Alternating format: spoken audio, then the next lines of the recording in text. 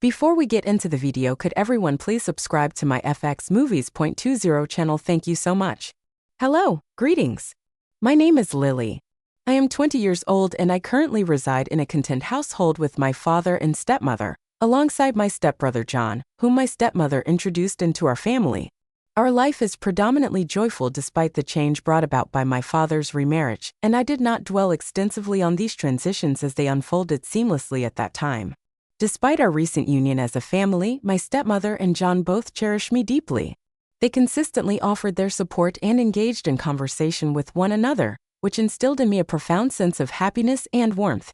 I envisioned a tranquil life where the entire family shared breakfast each morning. My stepmother and I made the food together, and my father always sat next to me, asking about the little things in life. John never made me feel strange. He was always attentive, helping me with everything from studying to small things in the family. Even though we had just started living together, I really felt loved and there was nothing to worry about. We even watched movies together, talked together, and everything was wonderful. I couldn't think of anything else but those peaceful moments. My father was a serious man but loved his family very much, and my stepmother, though she was new, always took good care of me as if she were my real mother. John was the same. He treated me very well and there was nothing to worry about.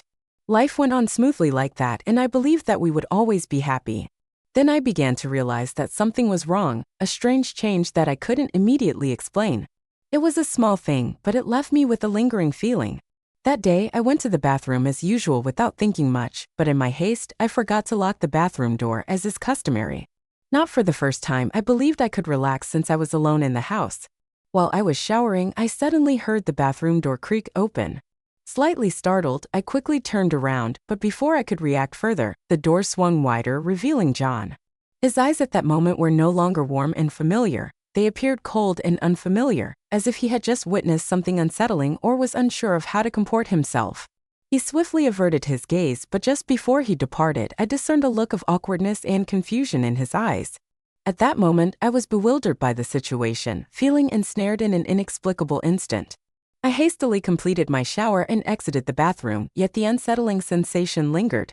I kept asking myself, did I do something wrong, or was there something between me and him that had changed that I hadn't noticed? After that day, things began to change so gradually that I couldn't immediately notice. At first, those changes seemed so small and so subtle that I thought I was just being oversensitive. Jan was the same as always, but there seemed to be something different in his eyes every time he looked at me. At first, I didn't pay much attention, thinking that maybe I was imagining things. But then I began to feel this change more clearly. When he looked at me, his eyes no longer had the kindness and closeness like before. I couldn't say exactly what was different, but there was a strange feeling as if he was looking at me not as his sister anymore. His eyes swept over me, no longer affectionate, no longer the warm gaze that I was familiar with.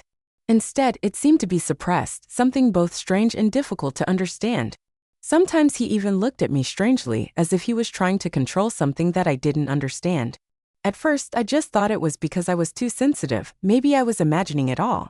But after a few encounters, those strange feelings were no longer imagination. The way he looked at me began to become clearer. He didn't look at me like before, no longer the warm gaze of an older brother for his younger sister. Instead, there were times when his eyes became strange, as if he was hiding something or as if he was facing an emotion that I couldn't explain. Not only did his eyes change, his actions also began to change. He talked to me less.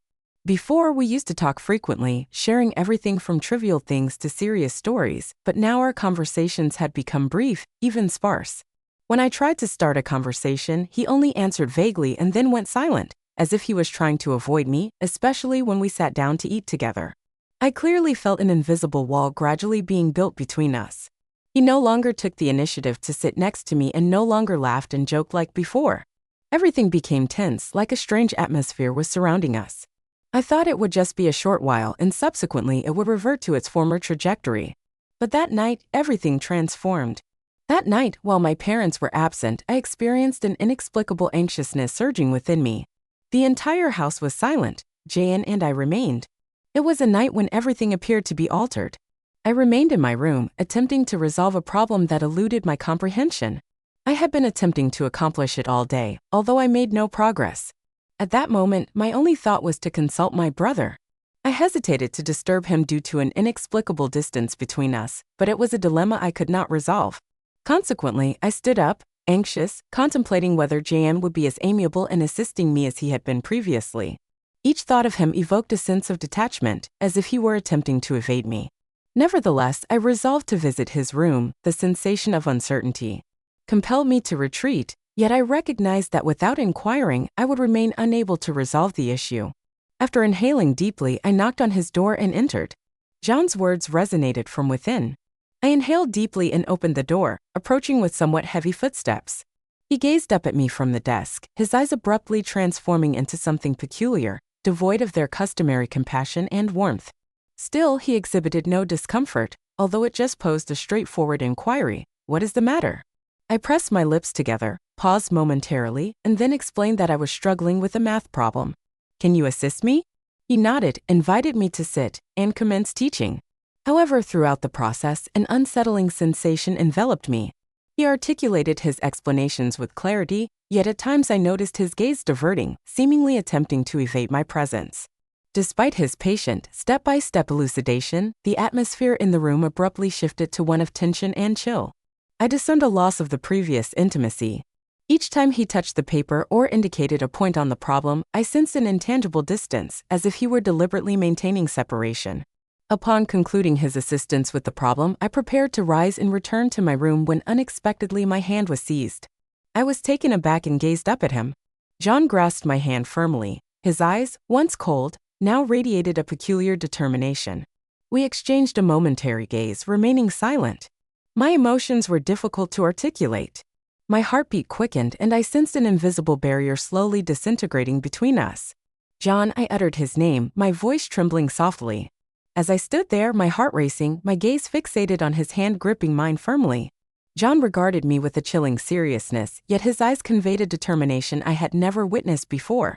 It was not the look of a brother addressing his sister, but rather that of an individual attempting to persuade me toward an incomprehensible course of action.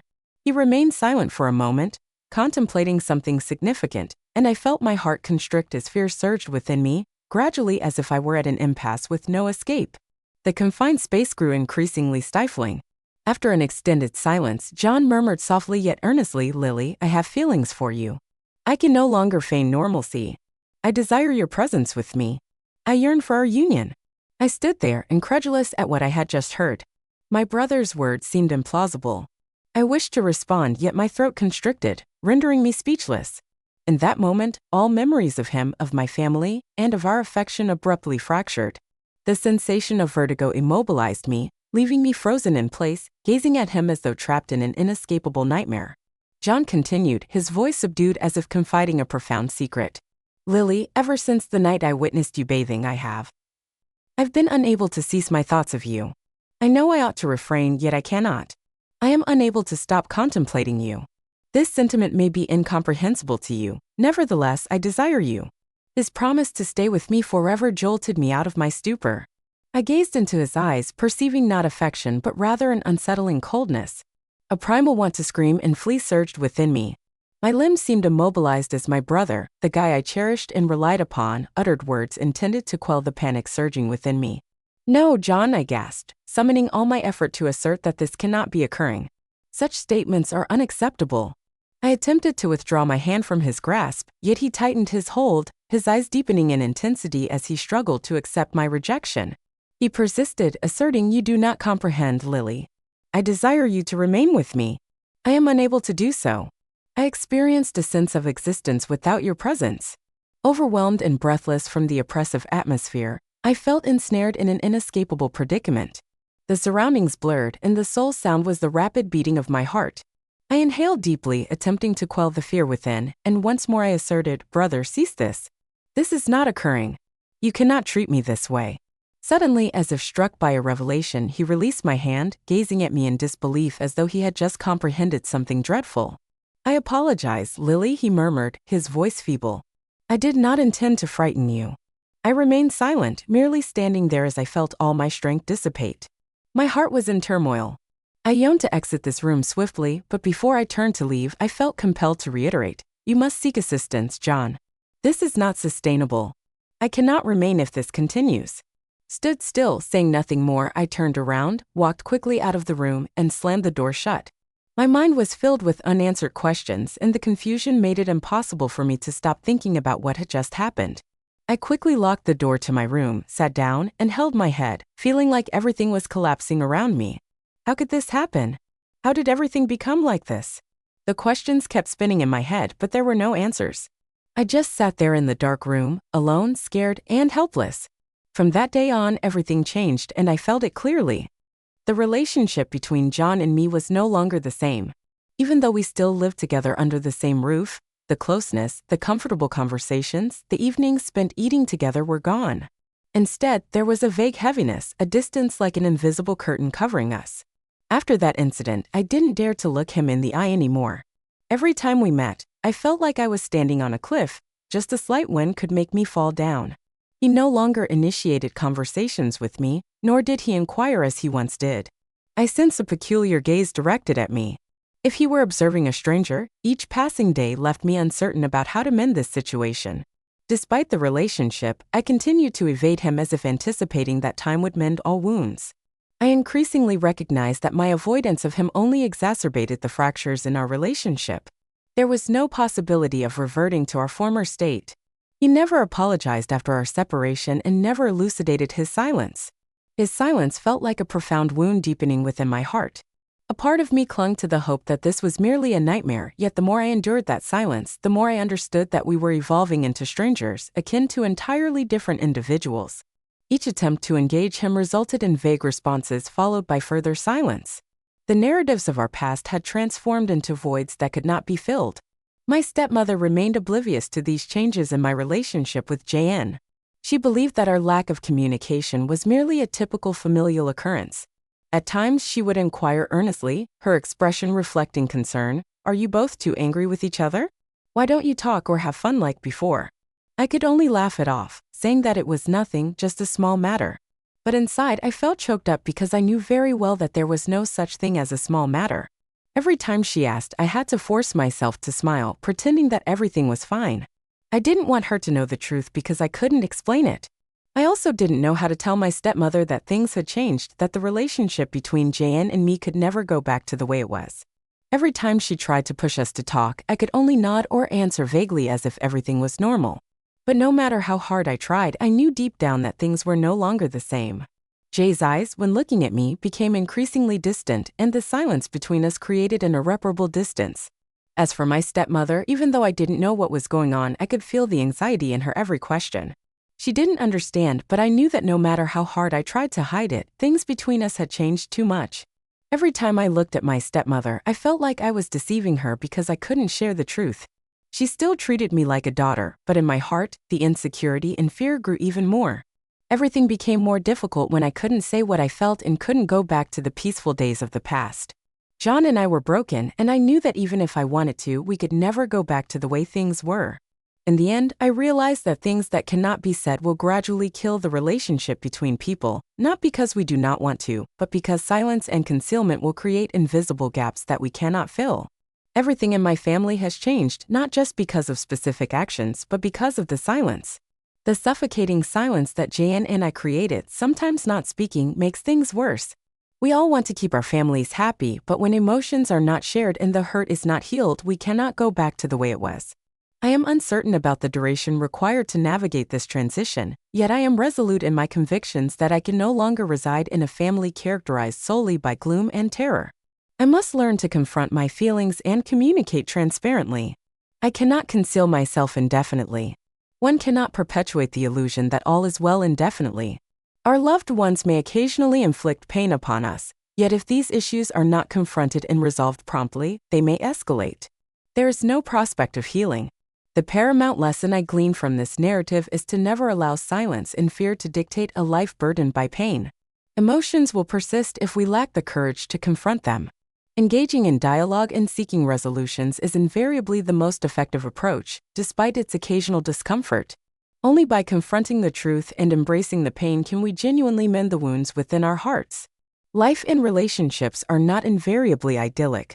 Every family and individual experiences moments of disorientation and feelings that remain unexpressed. However, if we fail to articulate our concerns and confront the issues, we will perpetually endure fear and suffering. Do not allow quiet to extinguish the emotions between you and your loved ones. Exhibit courage, confront challenges with courage, express your emotions, and possess the fortitude to rectify errors. Do not allow fear to impede your honesty, as the truth is instrumental in mending relationships, regardless of its potential discomfort. Remember, in our commitment to healing, we become not only our own heroes but also champions for those in our vicinity. Thank you for engaging with Lily's narrative.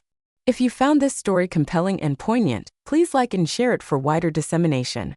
This concludes the story. I look forward to your presence in future videos. Wishing you a splendid day.